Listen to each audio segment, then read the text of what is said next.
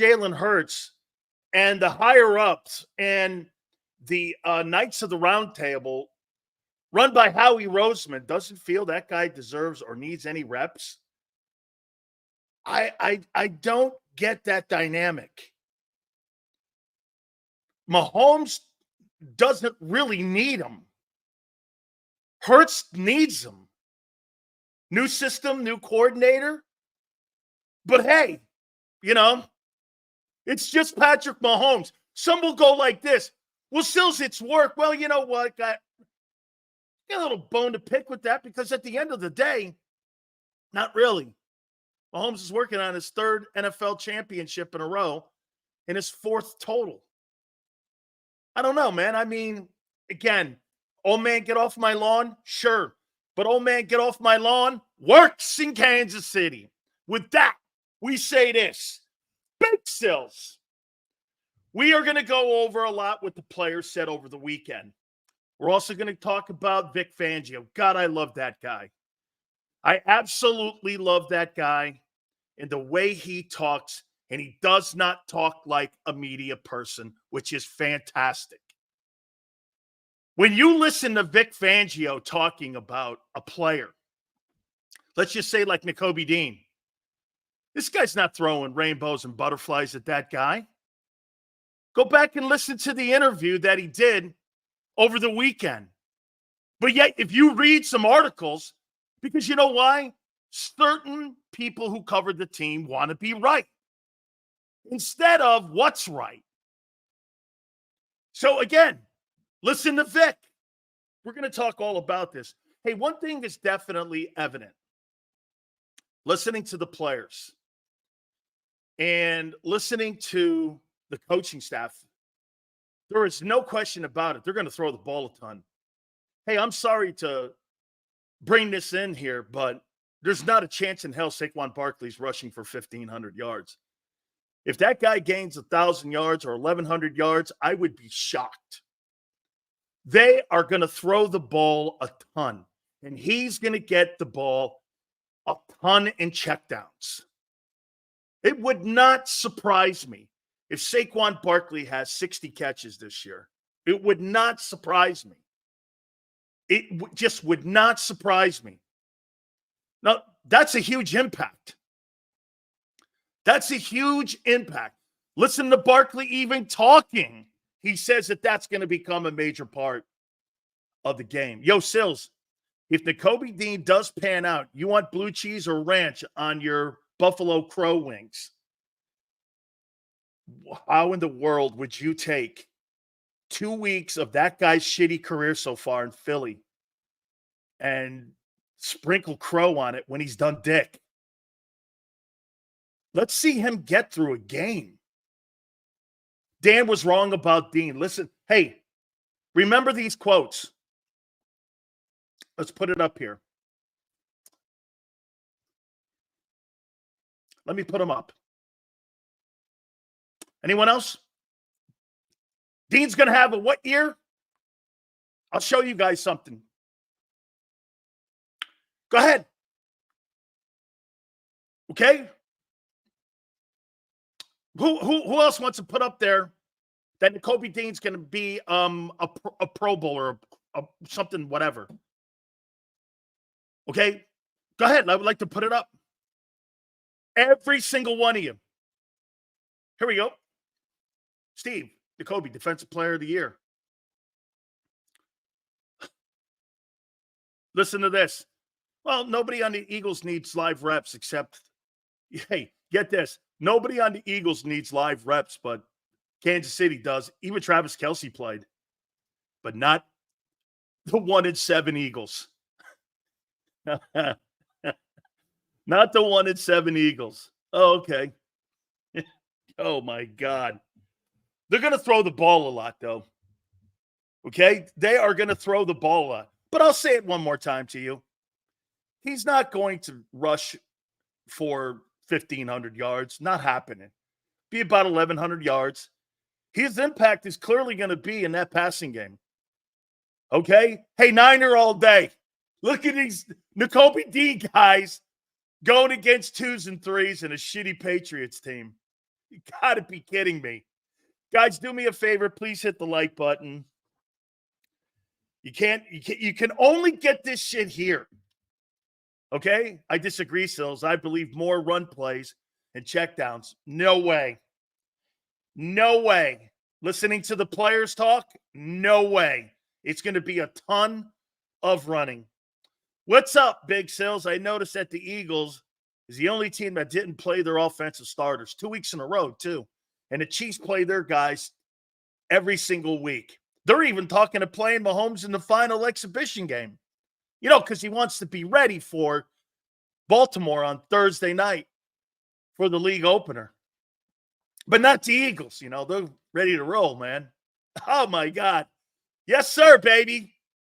We're going to wind them up and watch them run into Packers September 6th. How you doing? DRC goes, that's the Chiefs. You mean the defending back-to-back Super Bowl champion Chiefs? Yeah, those guys. Yeah, those guys. Yeah, them. Those guys. Yeah, those guys. Get this. Niner. It's preseason and the Chiefs take it like it's a regular season game because every time they step on the field, they take it as a learning curve and a chance to get better.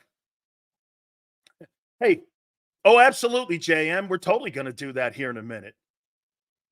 Sills, wasn't that the old Charger Stadium? Yeah, I posted some pictures of Big Sills when I played for the Cowboys, and I started for the Cowboys against the Chargers. That's old Jack Murphy. It is old Jack Murphy Stadium. You can go over at Dan Sileo show, see some of that stuff. It was actually Jimmy Johnson's very first NFL game. So, all right, we're going to get into Big Sills takeaways with the coaches and the players. I don't listen to media people that cover the team. I don't need their slant.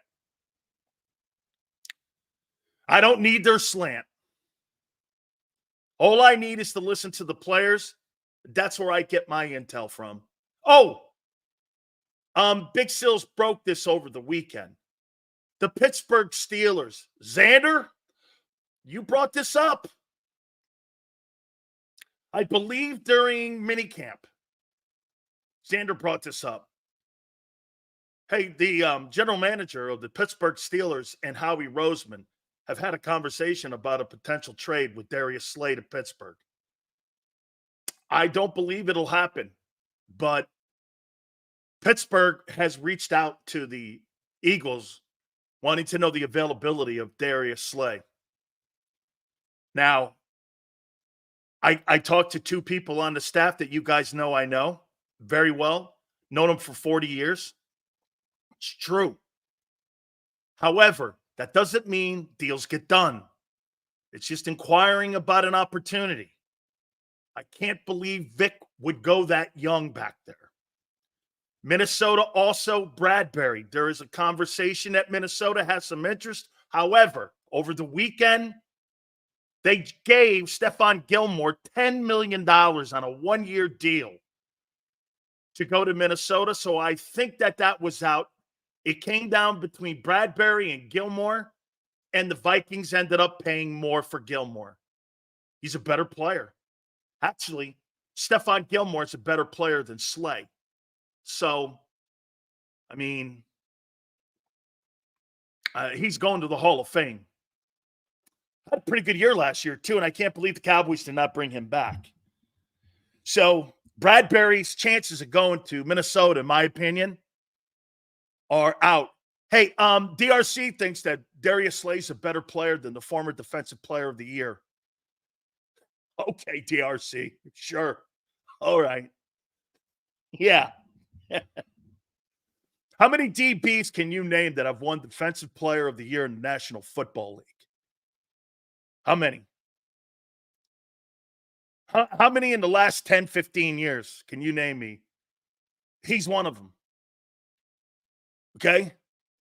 Obviously better than Bradbury. Slay is a toss-up. Absolutely not a toss-up. He's a better ball player. Mahomes is throwing passes behind his back Saturday. That was an incredible pass. He is so gifted. He is absolutely so gifted, man. Just tremendous. DRC, Slay and Gilmore are not the same. One's going to the Pro Football Hall of Fame, the other's not. $7 million contract worth up to $10 million. Okay, there's incentives in there, Prince. Thanks for the correction. I appreciate that. Okay, and again, this is not a topic here.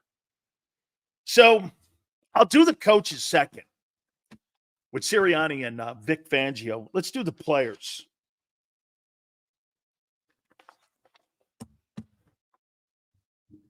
How do you guys feel about the Eagles not playing their starters in the exhibition season? By the way, Nick walking back on something that he regretted a year ago, and here we are again. They won't play at all in the exhibition season. They're not going to play against Minnesota this week. How do you feel about that? Got you, DRC. Thank you, brother. Hey, folks, do me a favor. Please hit the like button. You smoked it last Friday and last week. You smoked it. I don't care about preseason. It is for people to earn their name. You mean like Mahomes? Kelsey? All the starters on defense? Steve Spagnuolo? How can you say that? The best team at pro football plays their starters. They played them every game, actually a quarter. I thought they got almost into the second half. Into the second quarter. I mean, you guys don't need it. Okay. We're going to find out who's right again, because the Chiefs have been right. The Chiefs have been right. If you step on a football field, you're looking to get better. What up, Jonathan? Thank you for coming aboard. I appreciate it. Dan, can you comment on the latest development? I'm going to get to all of this. Okay? The best team at pro football is not Philadelphia. It's in Kansas City, and it's at Arrowhead Stadium. That's an out-and-out lie. To be the champ, you don't crown yourself the champ, LeBron. You got to go beat the champ. Okay? Got to go beat the champ. Okay? Let's start with Jordan Mailata. I like him a lot. My takeaways from this weekend. Sales, Caleb Williams looked better than I expected so far. Me too. He's looked really good in 2 exhibition games. Okay? Really good in those 2 exhibition ball games. He's looked very good. Jordan Mailata said it looks like Jalen Hurts is having more command of the playbook. Fabulous to hear an O-lineman say that. Again, folks, this is not taken from columnists. This is taken from the mouths of players, and we make our opinions on them. I'm not going to make an opinion on a buffer. You know what that is? Some half-ass angle or some half-ass reporter giving me his lunatic spin on what a player said. I go right to the horse's mouth. And then I talk to some of the folks that are in the building there. I hate doing that when people make a comment. Hey, did you hear that what Jeff McClain said? I don't give a fuck what Jeff McClain said unless he's reporting on a deal or someone's injured. I don't care about his opinion. I so don't care. I care about the player's opinion. Because then you can make your own assessment. I mean, I don't need secondhand comments. Still, so the Eagles are $350 million in dead cap. Bears better long-term team, 0 cap debt. Maybe that's why Howie Cap Buddy is jumping ship soon. Hey, Hollywood, a lot of money owed over the next 2 years. They're the only team that owes that kind of money over $300 million. That is totally true. Injuries part of football. Tackling fundamental needs to be worked on in Philly. Absolutely. I hate the fact that they don't play. So let's get into it here. Let's go to Jordan Mailata. I really like Jordan Mailata. I like listening to him talk. What a great-looking athlete, too. He said something about Vic Fangio helping the offense this year with multiple fronts, multiple disguises. He says it's a constant battle for our offense to figure out what the keys are and what the landmarks are because of Vic moving his team around so much. I'd love to hear that. Vic Fangio's making the offense better with multiple disguises. What's that doing? Making Jalen a better reader of quarterbacking and better reader of defenses. It's a great comment by Mulata. He says you see it when we go and break down film that Hurts has got more of a command of the offense. You know, I don't give a shit about those ESP stats about completions, and they mean nothing to me. They absolutely mean nothing. Now, they would mean something to me if he was throwing picks, but welcome to the NFL, man. 7-on-7, like Vic Fangio says, and practice like they had last Tuesday. You know what Vic said? That's not football. That's a teaching skill. Those are teaching drills. 7-on-7 is not real football. That's not real football. 9-on-7, that's not real football. It's not real football. They're a teaching tool. He's absolutely correct. Mekhi Becton got banged up over the weekend, but he said that his ability to take the opportunity at what's been handed him, he's taken it and run. And this is Mulata talking. He goes, it's really fun to be around him. He really enjoys being an Eagle. He loves it. Tells me a lot about Mekhi Becton. Mekhi Becton, I don't know, man. You know, I told you that at the end of the year, I doubt that he'll be here. It sounds to me like he enjoys being an Eagle and being in that environment and being around that offensive line and being around Jalen Hurts. Okay? I mean, that's really great to hear Jordan Mulata saying, well, I'll tell you what, Mekhi Becton has absolutely taken the opportunity that's been handed him, and he's run with it. I love it, man. I love it. Okay?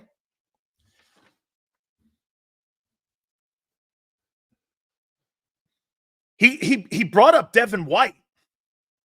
Said, I'll tell you what, man, Devin White's trying to take my head off every single time. What does that tell me about Devin White? He's practicing hard. Could that carry over? We'll see. But that's a solid comment from a great player. That's a solid comment. Hey, there was asked a question. He goes, that Devin White, man, he comes at me and he's playing his ass off. This guy's trying to take my head off every single day. Master Chief, how you doing, brother? What's up, Sills? I'm not buying Nakobe. I'll get to Nakobe. I'm not either, man. He's done nothing. Dude, congratulations. You're getting a little better? Well, fuck, man. It's only third year. I mean, let's see Green Bay. People want to give people pats on the back for doing their gig. It's like giving fucking someone kudos for not robbing a bank. I mean, give me a break here, guy. Holy shit. Congratulations. He's showing up with shitty linebackers in camp, and he's playing better. Great. What do you want? Congratulations, Nakobe. You didn't rob a fucking bank. I don't know.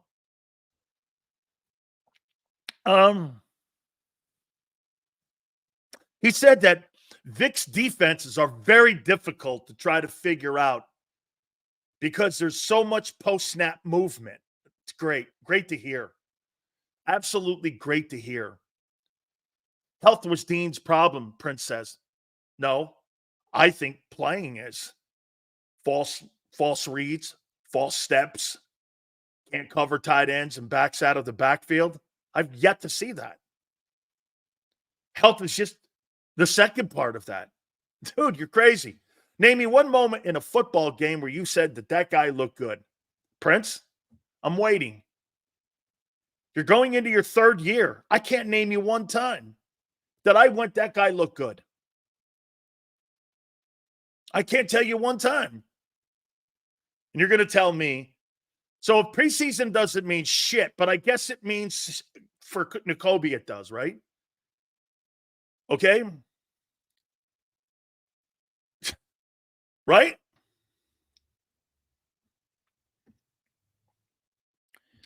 He says Hurts has done an absolutely sensational job during training camp. There is no doubt he's done a fantastic job with what he's seen so far with Jalen. It's like a brand new Jalen Hurts. Kudos. I love this guy at the mic. I really do. Love him at the mic. Now let's go to Devin White.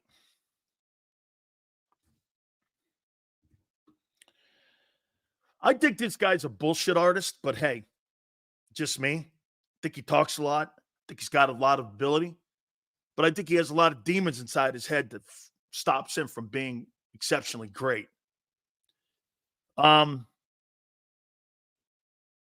He said he's playing okay. Last exhibition game. He likes the fact that Nakobe Dean is playing hard. Said Nakobe and him are playing as hard as they possibly can. He says Nakobe gives great effort when asked the question. He says they're doing a lot more blitzes. Why would they do more blitzes than what Vic Fangio is known for? Let me check this here. He says there's a lot more blitz packages than expected. Let me circle that. Why do you guys think that there's more blitz packages? He didn't really bring the backers last year that much. Prepare Jalen to read blitzes? That could be a little bit of it. Okay? Why do you think do you think Vic is bringing more linebacker blitzes? That's right, CJ. I think he's concerned about the perimeter and edge rushers. And I think he's more concerned about them not being able to get home and create the type of pressure. He's got to manufacture some pressure. Yeah, and I will agree with Jay Brown here. One thing that Devin White has done in his career that he's been successful at has been blitzing. I appreciate the super chats, guys. Thank you. The media has us looking like a Super Bowl team, by the way. They talk about us in practice. It means nothing if it doesn't carry over to Green Bay. That's what Vic Fangio said. That practice that you had, those 69 practice plays you had, he goes, that's not football. Vic goes, that's not football. Those are all learning tools. He's dead right. But if you listen to the media people that covered the team, they would swear that they were in the NFC title game last Tuesday. So since Vic has won you over with his honesty, but don't actions speak louder than words, and you think the talent we had in the 22 helped Gannon get his head coaching job? Absolutely. Yes. Hey, by the way, Ace, if the Philadelphia Eagles defense fails this year, it won't be because of Fangio, it'll be because of Howie. Not enough good players. That's all his responsibility. That's his responsibility, are the players. Dazem. Hello, Sills. Another good show so far. Vic is really impressed me. Me too. So far, Dean has so far just done his job. Still needs to do a lot more to convince me. Yeah, go into a football game against Green Bay and make a play. Absolutely. By the way, once again, nobody is rooting against Dean to fail. I know some of you think that. Me being wrong about Nakobe Dean is not going to break my showdown. If he's good, I'm not sold. Let's Let's bury the lead. I'm not sold. I'm not actually sold on your entire defense. I am not sold. I am not until I see it against Green Bay on week 1. Okay? Not sold. When I see it, I'll believe it. I'm not going to wish it. All right? All right. Sills, could you see team cuts? We are not expected. That's a good point this week. I'll wait and see on what's going to be out there. Remember, money can play a factor too. Hey, Nell, it's all I want, Nell. Hey, Nell, don't you agree talk is cheap? Right? Talk is cheap, right? Okay. Seals, Vic's blitzing to take advantage of their speed. Yes, Bob. And their undersized stat, the point of attack. They can't hold their position. It's a great point, and I think you're going to see a lot more of that on run plays. Like first and second down, I could see them bringing blitzes on first and second down. One thing also that you're going to hear, and in that defense and in today's NFL, you know what? Hey, why do you guys think that they're playing Quinyon Mitchell in the slot and they're playing him at nickel? Okay? Why do you guys think they're doing that? Because 70% of the time, NFL teams are in nickel or some type of dime package. That's why he's in there and on that spot there, and they're working him out there. The majority of the time, you're going to be in nickel.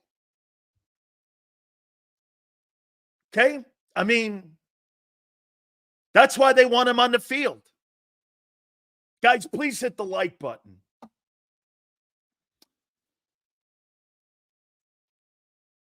Here's Devin White again. Hurts has handled the blitzing with patience. He's starting to see the progressions. Sometimes we get him still, sometimes he doesn't.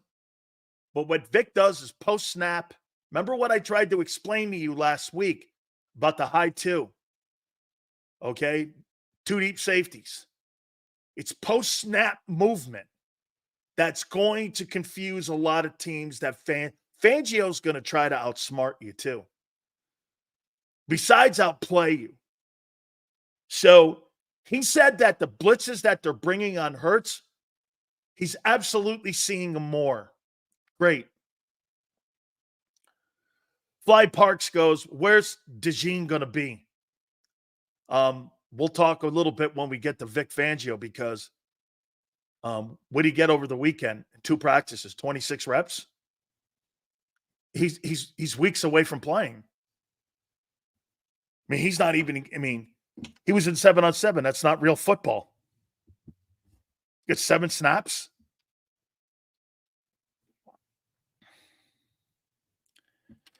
Get this about Jalen Hurts. After every single scrimmage they have or a type of scrimmage, Hurts goes over to Vic Fangio when Vic's got a second and asks him what he was doing to him. Why that look? Why did you do that to me? What was that blitz? What are you trying to accomplish with that? And so he's going to Vic Fangio is another coach on the field that Jalen Hurts relies on to improve his football IQ. Jalen has done a lot this camp on football IQ. A lot. The checkdowns, the benchmarks, the keys in the secondary, the landmarks, blitzes, talking to Vic. He's doing a lot of work. Really is. I mean, yeah, I would say that too. Maturity, sure. Not that he didn't have that in him, but it's going over and above. And when players notice that and they comment on that, that to me comes more from the horse's mouth again. That's the shit you want to hear. Good. Even from a guy like Devin White who's brand new.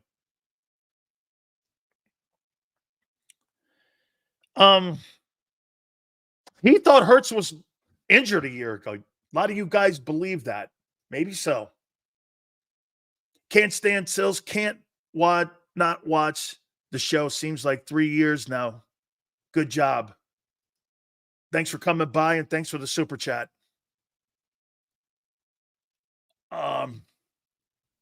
Thanks for the $5. Okay. Brandon, thank you. Thank you. Can't stand Sills. Cannot watch the show. Seems like 3 years now. Good job. That's a compliment? Am I wrong, Xander? Is he complimenting me? Is Brandon complimenting me? I don't understand that. He said he cannot watch backhanded. Okay. Hey, sorry, I'm a little slow on the uptake sometimes. Thank you, Brandon.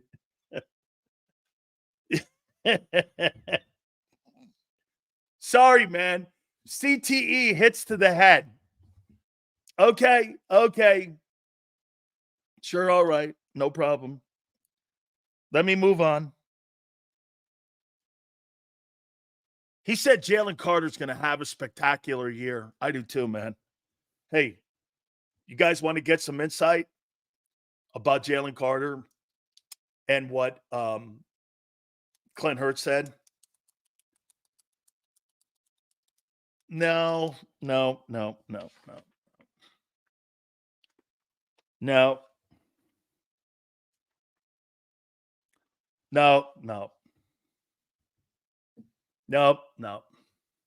Not yet.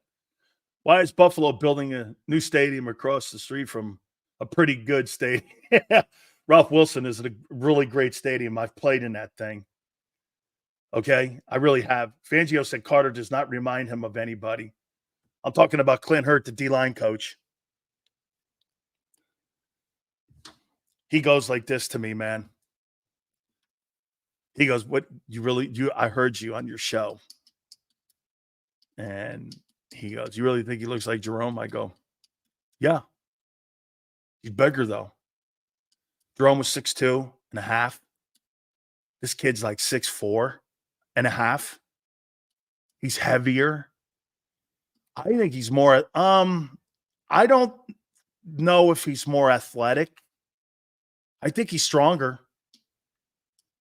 But he's not as athletic as Jerome. Okay? I haven't seen that yet. Jerome was an exceptional athlete. You know, when Jerome Brown got to Miami, he was a tight end. Same as Sapp.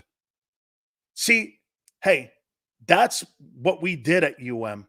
I went to Miami as a linebacker. I didn't go as a defensive tackle.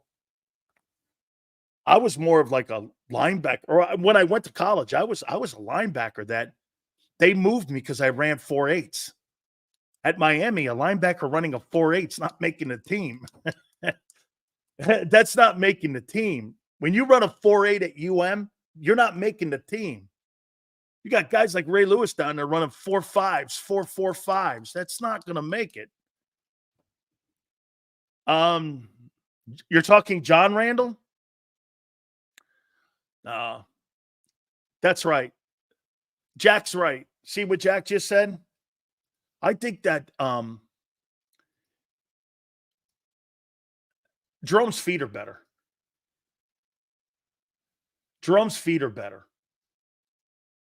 Okay? Darius Lay says, otherwise, Carter is him. Carter's a good-looking football player. Sills, we discussed Belichick was gamed with Brady to get better. Hurts reaches out to Wink. Last year, Hurts working with Vic after practice. It's almost like Hurts or his camp listened. Absolutely. They're getting him the best schooling and the best teachers and the best coaching that they possibly can get. This is a fair comment, JM. But I thought JM, and I don't know if Jalen took plays off last year because it was the rookie thing. after week 12. We'll see this year. Jordan Davis takes plays off. Okay? He takes plays off. Guys, please hit the like button. We appreciate you guys coming aboard. We were over 430 last week on Friday, which was insane. So, it was fantastic. All right.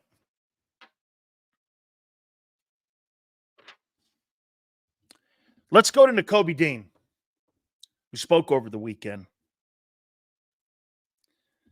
It's been a healthy camp for him so far. Working on blitzing. I'm working on my missed tackles and covering. It's been a priority for Fangio to be working with me on no missed tackles, blitzing, and covering backs and tight ends. He was asked about the depth chart. He goes, I can't concern myself with that now. I have to go out and play. Great attitude. Okay, it's a great attitude. And what his advantage is that he knows they want him to play. Just go out and play. You know, I'm going to say something here. It would absolutely be awesome if the kid turned out to be good. You know why? Football team got a rookie linebacker, and you got him on a rookie contract. But because I've made my comments, I don't believe it. But it would be great. It would be.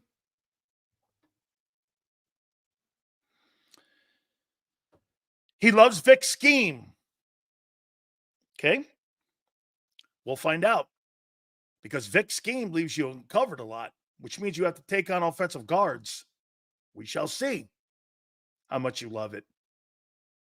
Personally, I don't think Nakobe Dean is going to get through the season healthy. He's a little dude. He's a little tiny guy.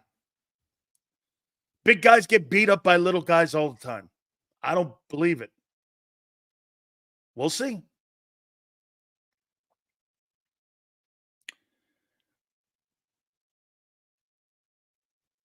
He said that he's been doing more work and working on pursuing the guards and working on my keys.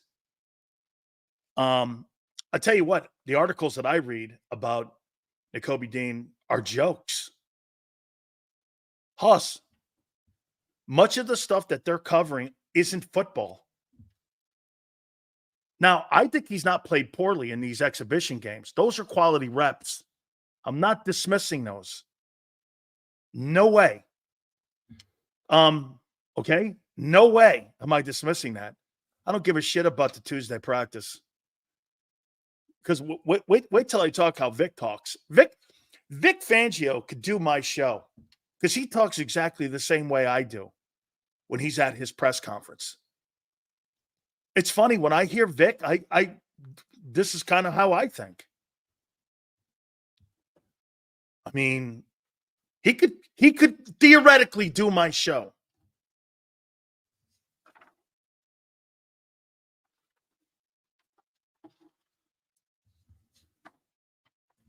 Get to Dallas Goedert.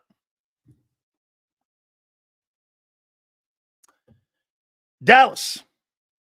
He thinks Bryce Huff's going to have a really great year.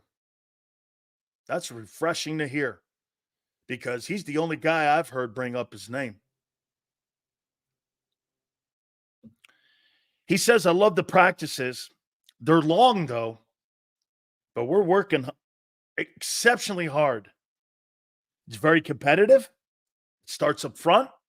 We're practicing longer and harder than we have in the past. Wow. Okay. That had to be a priority. Had to be. Okay. What's this dickhead LJ saying? Last week, Sileo says practice matters. Yeah, practicing your practice habits. Evaluation off of practice?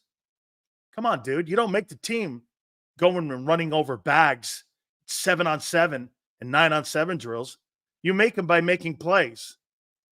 Practice is what you do to get yourself better, to put yourself in a position to be successful. Try to fucking follow along, LJ. You know? Practice is the precursor to games to help you prepare for the skill set that you're going to need to cover somebody. That doesn't necessarily mean you make the team because you can run a bag or you run a 40 faster than someone or you look good in a 7-on-7. Nobody makes an NFL team on 7-on-7, but they're a needed work tool. I'm going to explain to you here the same way that Vic Fangio tries to explain, but people like LJ don't understand. You know why? They sit in the stands. Okay? All right? Here. Hey, yeah, the practice stats is the best. Holy shit. He said that also they're practicing fast, which is great. He said Fangio has been he's been absolutely sensational. By the way, he's helped me on how to get and what defensive ends are trying to do and trying to jam him at the line of scrimmage and how they're trying to set the edge. It's really great stuff. Vic Fangio has been the most important. There's two coaches on that Eagle staff right now that you could not trade with any coach in the country right now. Vic Fangio and Jeff Stoutland. Those two guys are making massive impacts on your football team right now, both sides of the football. It's pretty crazy great. Okay? It's crazy great.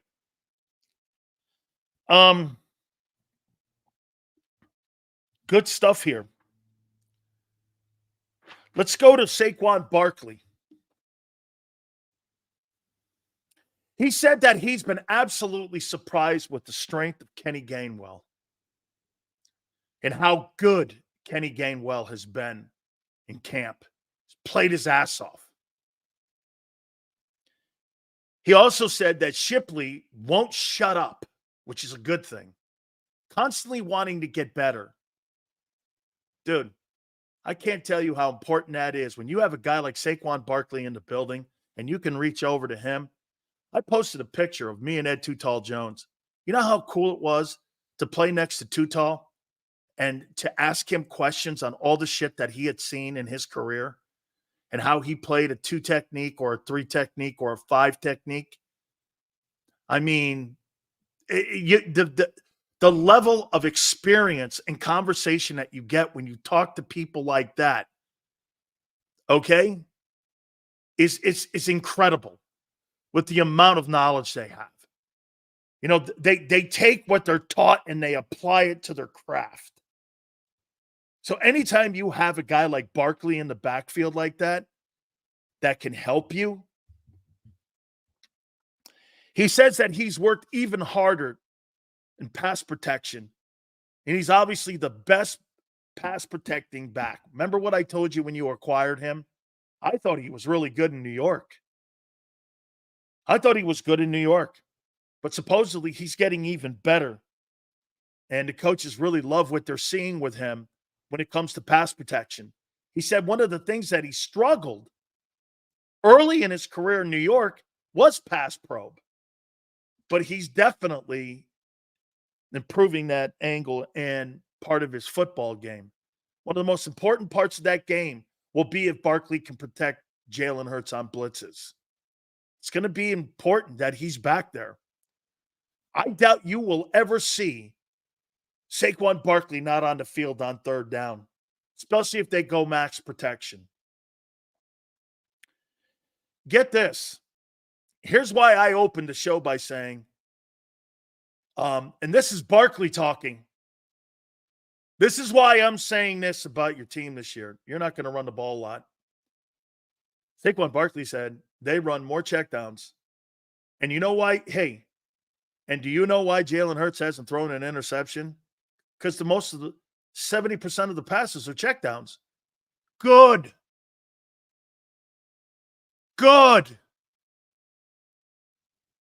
Great.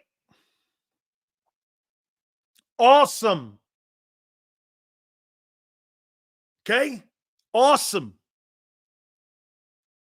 Here's my only concern about this. You think that offense is a come-from-behind offense.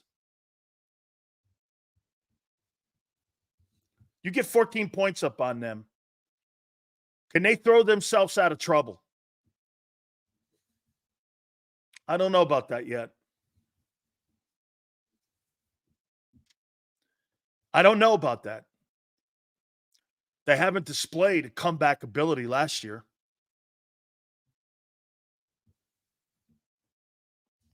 All the games they were behind in, they never came back and won.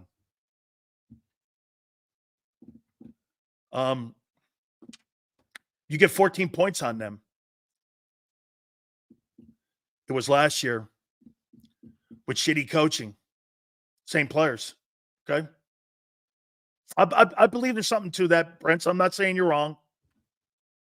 I just don't know. I don't know if they're a come-from-behind team. So it's hard to believe Moore didn't want tape on his number one unit in game conditions. Missed opportunity to see Hurts on film to gauge reads, coverages, audibles, and increased FBI football intelligence. Kind of shocked me a little bit too. Prince goes like this. What? That was last year. Okay. So you've addressed it. How do you know you addressed it? You haven't played in a game yet. How do you know that, Prince? You haven't applied it anywhere in a football game yet. How do you know you fixed it? Because you've had some 7-on-7s and 9-on-7s? How do you know that? At least when I watch the Kansas City Chiefs play in an exhibition game, they're working on fundamentals and they're installing plays. You see the new plays that they've installed. They've even, you saw they did a counter sweep and they did a jet sweep. Something that's not really in that offense. I mean,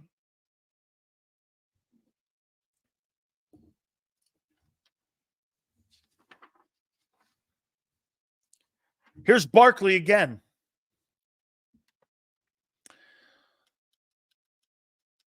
He wants to be great. Good. How about him taking a shot at Emmitt Smith? Emmitt Smith has gained the most yards, but he's not really my number one, and I wouldn't really consider him the best back of all time. Okay. And who's the best back of all time? The guy with the most numbers and 3 Super Bowl rings? Who's better than Emmitt?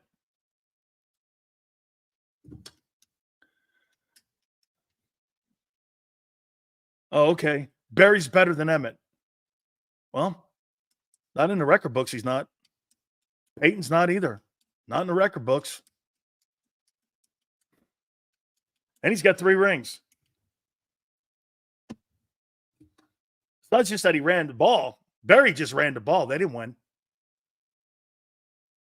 He ran the ball and won, and it was him. Look at people go like this. A guy who gained almost 20,000 yards counting his postseason is not the best back in NFL history with 3 Super Bowl rings. And on top of that, had 4,000 yards in 3 years at Florida. Had 10,000 yards in high school at Escambia High. Every level he played on, he was the best during his time. Okay. That's always a tough debate. Because Emmitt could just go like this. Oh, look at the numbers.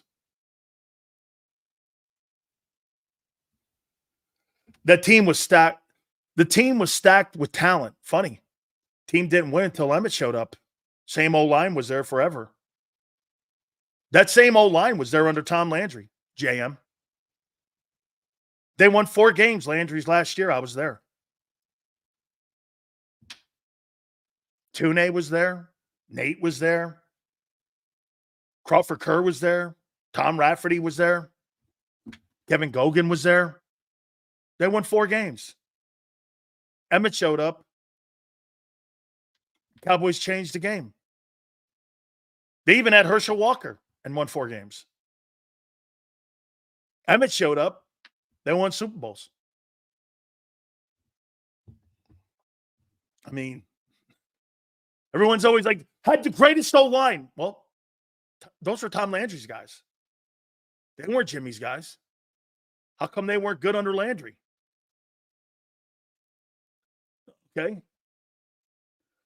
Sam goes, so it's not a team sport? No, I'm saying one guy can make that whole thing work and put everything together. And that's what Emmett did. The only thing that changed was Emmett.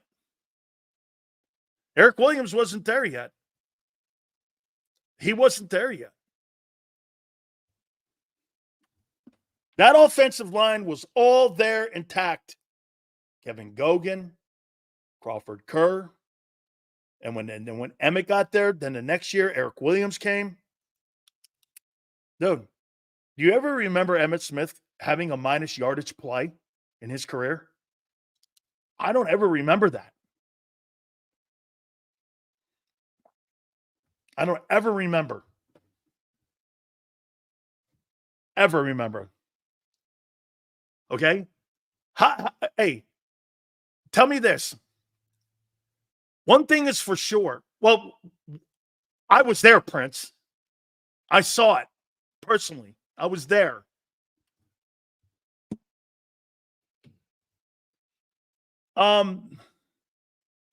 Everything matters.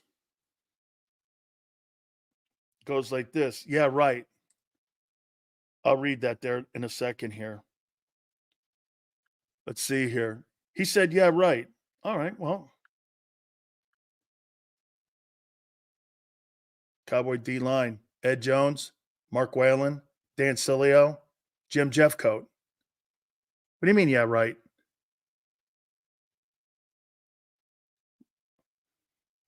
What do you mean? What do you mean, yeah, right? It's us on a sack. What do you mean, yeah, right? Trying to figure it out, kid. Yeah, right. Yeah, right what? Those records will never be touched ever again because they don't run the ball like that anymore. Maybe Derrick Henry, that's about it. Doubtful. Doubtful they will ever run the ball like that ever again. Okay? Adrian Peterson was a sensational back. So was Herschel too, man. Yeah. Okay. Sports radio goes, yeah, and you suck. Hey, brother. I got there. Did you? Dan Sileo, how many Super Bowls you won? How many of you guys won? One? Let's not go here. This show's not about me. We're talking about your players, talking about the upcoming year. Let's try to stay focused, dickheads. Okay? Let's try to stay focused. This is not about me. Let's see here. Barkley. I thought that was quite a shot. Okay? I did. Let's see here. Larry Allen wasn't quite there yet. Got there a couple years later. If Sanders would have played behind the line, Emmett, like I told you before, Adam, name me one first rounder on that offensive line that Emmitt Smith played with when he first got to Dallas. Name me one. How many do you have? How many Pro Bowlers do you have? 3? One Hall of Famer when Kelsey played? There's no Hall of Fame offensive lineman in that line that Emmett played with, except for Larry Allen. No other Hall of Famer. He played with one Hall of Fame lineman. I personally think that Lomas Brown's probably going to go in. Okay, hey, Nate Newton wasn't drafted. He was a USFL casualty. Quinyon Mitchell. Without that line, Herschel was an 800-yard back. They won 4 games. When Emmett got there, they won Super Bowls with that line. And he's a Gator. Quinyon Mitchell. He says that AJ and Devontae Smith are preparing him for the upcoming season. And I have to tell you, I think that's one of the greatest crash courses you could ever have a player have. in going against AJ Smith and AJ Brown and Devontae Smith. That is phenomenal work. You're getting classroom work. He's also saying they're giving him tips. Holy shit. Can you imagine AJ Brown giving your guy tips on how to cover him? If you can cover AJ Brown 50% of the time in practice, you'll cover every guy you play against 100% of the time. That is such an absolute gift that he's been given by those two players, Devontae Smith and A.J. Brown, wanting Quinyon Mitchell to be the best he possibly can be. That's sensational. Okay? All right? Ben goes, by the way, Sills, where did Sauce Gardner play? Cincinnati. He's no Sauce Gardner. He's a good-looking player. He's no Sauce Gardner. He said he doesn't have a problem, and it's not been a big issue for him playing multiple positions and competing at multiple positions. He says it's been actually pretty good that he's been competing in the slot and also competing at corner. Guys, you're killing the first hour. Thank you, man.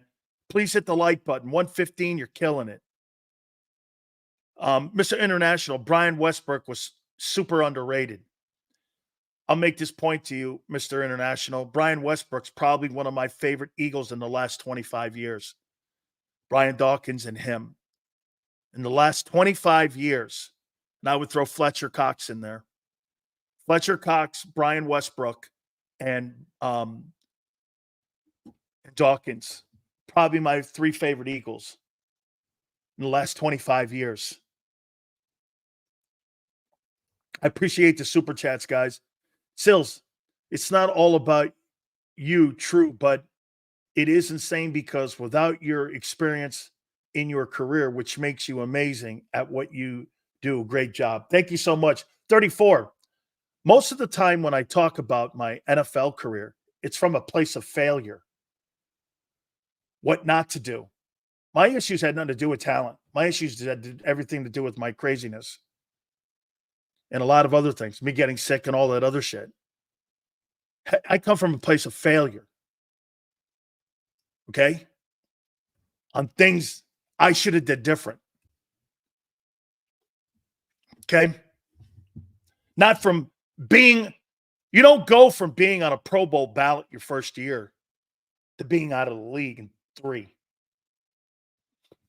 If something was, well, plus the getting sick. But that's, again, we're not going here. So those are the players. I'm trying to think, did I have anyone else?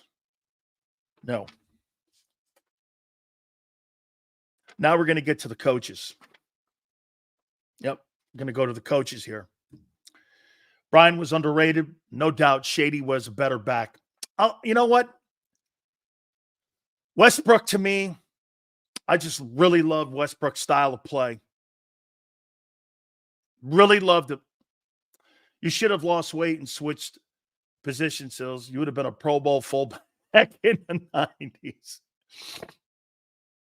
That's funny, man. A Pro Bowl fullback. Oh, that would have been Moose Johnson, right? Right?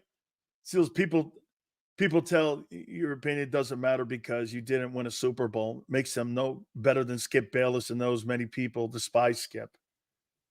Skip Bayless has never put a helmet on either, I would imagine, unless it was one you rolled up and put in your back pocket. Okay? I mean, I come from a place of failure also, but it certainly builds character and mettle and wisdom. I carry that as a badge of honor. Wayne, I carry it as a badge of grief because I kill myself all the time over it. Things I should have did and wasn't smart enough. When I watch Jordan Davis, you think you guys think that I'm hard on Jordan Davis because I'm just being hard on him like a media turd. You know why I'm hard on him? I don't want him to fuck it up. That's where it comes from. I don't want him to fuck it up. Kid, don't fuck it up. Let's go to Vic Fangio. Shit, do I love listening to this guy.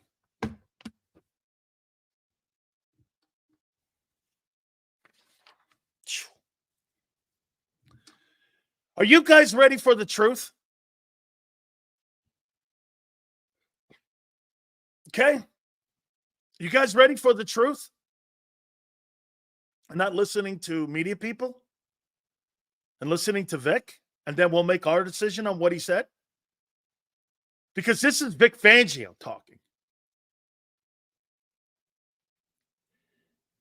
Vic Fangio, linebackers in blitzing, was asked about him. He goes, some guys have really good skill sets on blitzing, some don't.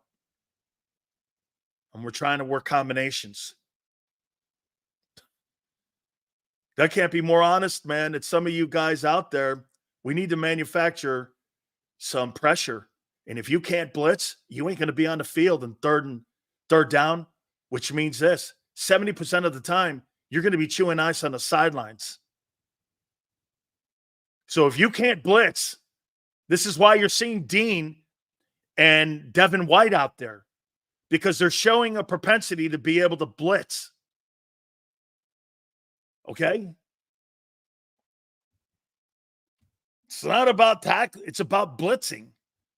They got to come up and manufacture pressure. Because I think he even knows that his edge rushers, he's not quite sold on it yet.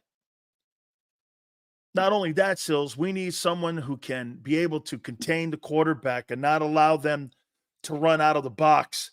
Absolutely correct, Abe. Absolutely correct. Okay? That's right.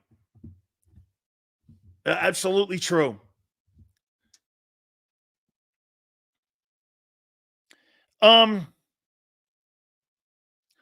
Practice is not a game. He goes, they're skill sessions. Evaluating people off of skill sessions is kind of hard. You got to get them in a game. Except for our offense, though. He was asked the question about Cooper. We'll see. He got about 13 reps. Then the next day he got another 13 reps. He goes, we'll see. I mean, 7-on-7 is not real football. That's what I wrote down. 7-on-7 is not real football. It's a team drill. How many times you hear people come on our network or radio shows or TV shows and go, he looked great in 7-on-7. And you make an evaluation off that, knowing full well, if you're any kind of football person, that's not how you make an evaluation off of players and whether or not a player is going to be a contributor to your team this year. Those are sessions of teaching you technique, helping you put yourself in positions to be successful. Those 69 practices that they had was not football. It's a teaching session. Okay? Vic Fangio's words, not mine. But I know this already. I feel you, Sills. Coaches always told me I had so much talent that I wasted it in high school because my priorities were wrong, and I never committed myself to football. So many regrets. James. Ugh. I feel you, brother. You know, you just talked to that young kid. You know what I'm saying? Adam Sills, Vic bringing that Jim Johnson mentality back to Philly. No shit mentality? Absolutely. Mr. International, practice makes perfect. Absolutely true. Absolutely.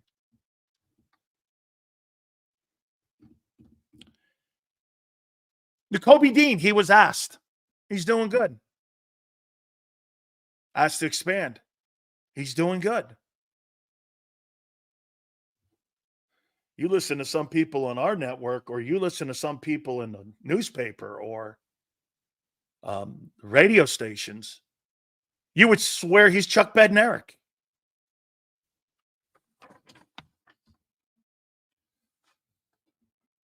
He's doing well. Those are his words. He's doing well. I love that. You're not getting shit out of that guy.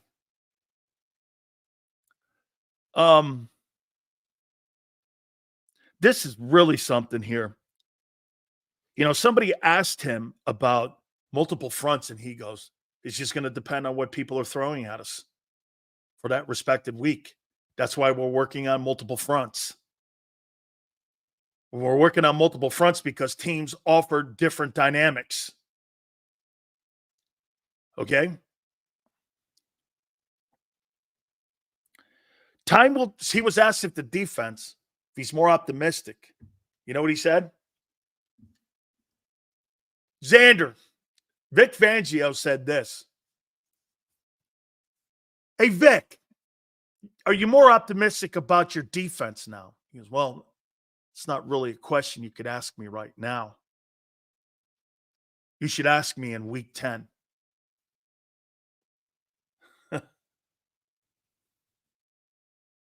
I could have swore I told you that. Tell me in week 10 how good you are. Your own D coordinator's not throwing anything out there at these guys. It's kind of hard to answer. We're getting better. I can't really answer that right now. JM's calling Vic Fangio a liar. Okay. There you go. Calling him a liar, huh?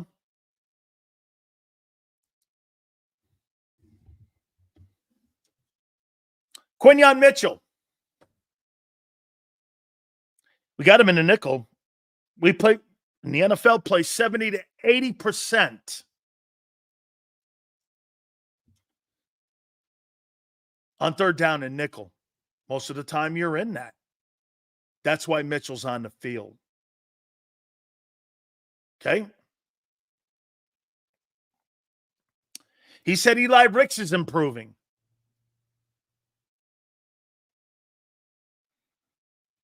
Cooper DeJean again. Kid's far away. We'll have to see. You don't miss a Vic Fangio camp and think that old curmudgeon is going to parachute him in because Howie Roseman told him to. That's not going to happen. That ain't going to happen. Oh, this is another golden nugget. This is another golden nugget here. Bryce Huff. Hey, did you see all those really great articles last week about Bryce Huff coming on? And remember I told you he looked a little bit out of place. And he looked a little bit where, I thought he was overrunning and over pursuing. Here's what Vic Fangio says about Bryce Huff. Huff's playing a brand new position that he's never been put in. He needs to learn technique and he needs to learn proper fits. I mean, it's a work in progress. I could have swore if I read an article, Reggie White has been recreated here in Philly in the form of Bryce Huff. Oh, man. He's playing a new position that he's never been asked to play. Okay.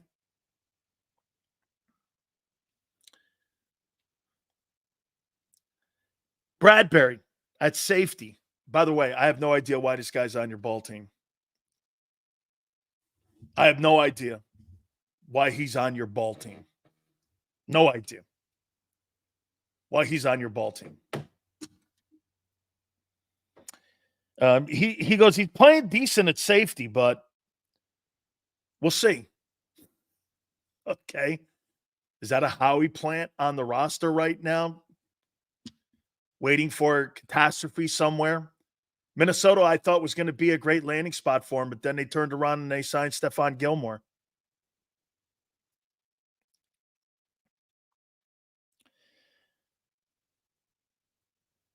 He said that the practice with the Patriots, we did a lot of learning against the Patriots. It was a good session for us and everyone. And he liked the hard work. But the only way you get better at football is playing football.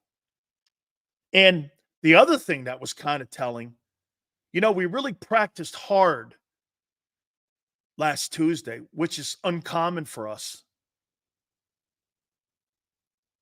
What? I was like, that little subtle little, which is uncommon for us, that we don't practice hard.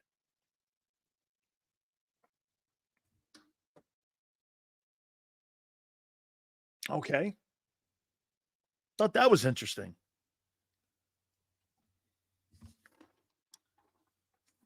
So my overall takeaway would be this, is that I think personally the Eagles have done a lot of work football IQ wise. They are getting a crash course lesson on defense.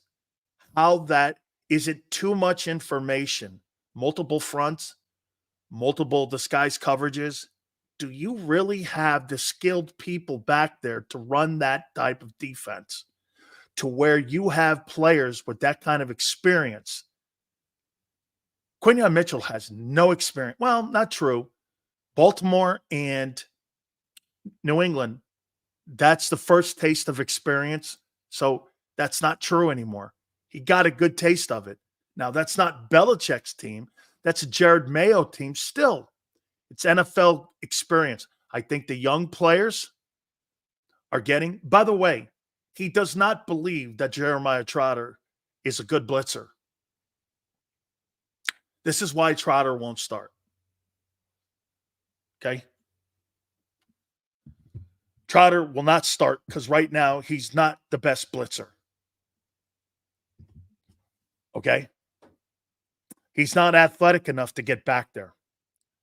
That's the holdup with him. Sills playing the cover two, which creates that opening 6 to 12 yards off the ball. If Vic is forced to blitz, that puts more pressure on the safeties because you don't have linebackers underneath. Correct. Your safeties have to be short tacklers. And Gardner Johnson is by far not a short tackler. And Reed Blankenship is the better of the two. And that's why they're probably trying to put Quinyon back there. And, he was even asked the question about Sidney Brown. Sidney Brown's, we're talking midseason, coming off of a knee injury. He won't be ready until 25. So Sidney Brown coming back is not going to be some sort of guy parachuting in from the ether and helping you. He'll be ready to go in 25. He'll get some reps probably late in the season. Maybe, depending on what they do. I don't even know if an organization like that would bring him off IR. Okay, so just going to have to wait and see. Sidney and Cooper get back in the mix. Will be nice to see them in the system. Yeah, helps your depth, and you have more athleticism in the secondary back there. Yes.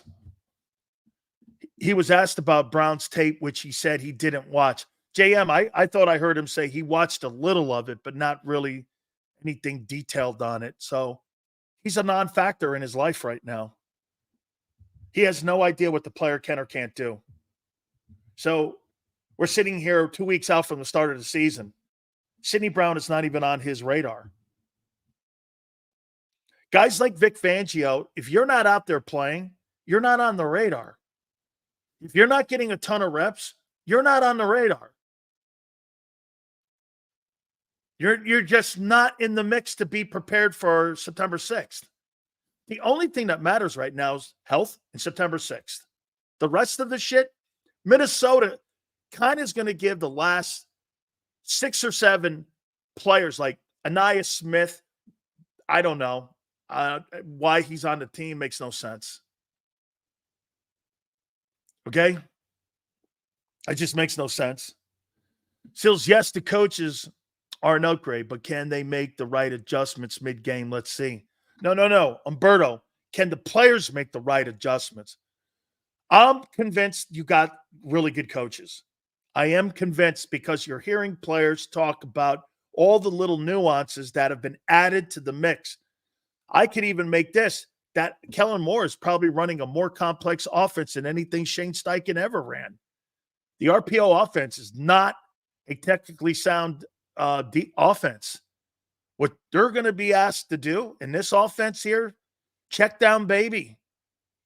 I mean, all good. Hey, get this. I'll take 50 checkdowns. I don't care. I think you have the talent to move the sticks with checkdowns. How many people think this? If A.J. Brown catches a 5-yard check down pass, how many yards does he get post on Yak on that? 5? If Saquon catches a 5-yard check down and he catches a hitch pass, how many yards does he get? 5? So you got 10 yards, both guys. If Barkley does the same thing, Goddard does the same thing. Dude, you can nickel and dime these people and maul these people into submission with the check down game. That's what hey, what was the formula that the Patriots had? Guys, I'm going to tell you this. If you ever got to a football game and you watched the Bill Belichick, Tom Brady offensive line, these guys were enormous. They were enormous players, their offensive line. Enormous.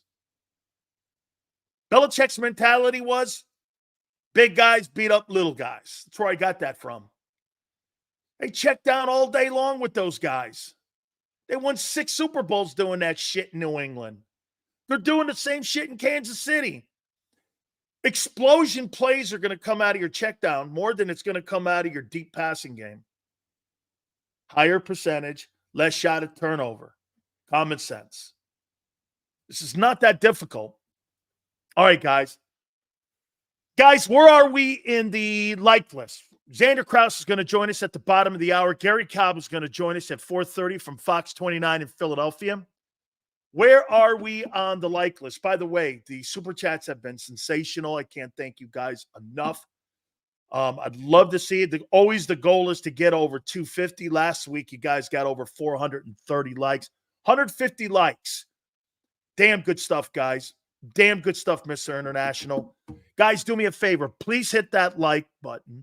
Xander's going to join us, and we're going to ask him his takeaways and what he has seen as he and I were talking. Dude, this week and then the following Friday, we're ready to roll, dog.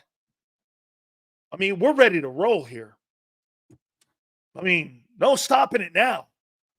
This is like an avalanche. Season's right around the corner now. Hit the like button. Keep it here, National Football Show.